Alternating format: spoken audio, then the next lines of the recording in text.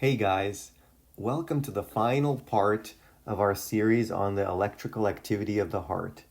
In this video, we'll connect what's happening inside the heart to something you've probably seen before, the ECG. The ECG is a surface recording of the heart's electrical activity. Think of it like an electrical signature of the heartbeat, picked up from electrodes on the skin. It doesn't show blood flow or contractions, just the signals that tell the heart when to beat. This line doesn't show individual cells firing. Instead, it represents the overall electrical activity of millions of heart cells over time as the signal spreads through the heart. Let's start with the first small bump, called the P wave.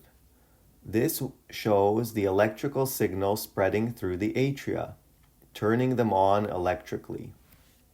Right after the P wave, the line becomes flat for a moment.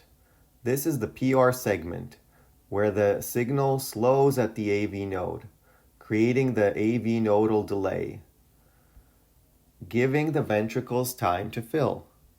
Even though things are happening inside, the signal looks flat because there's no large change in voltage across the heart. Next comes the sharp, tall spike called the QRS complex.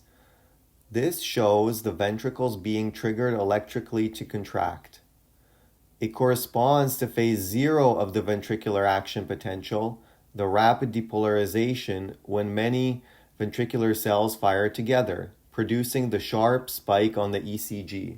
After the QRS complex, the line becomes flat again in a section called the ST segment. At this point, the ventricles are fully depolarized and in a steady state.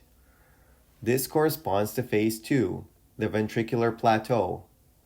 The line is flat because the electrical activity isn't changing much.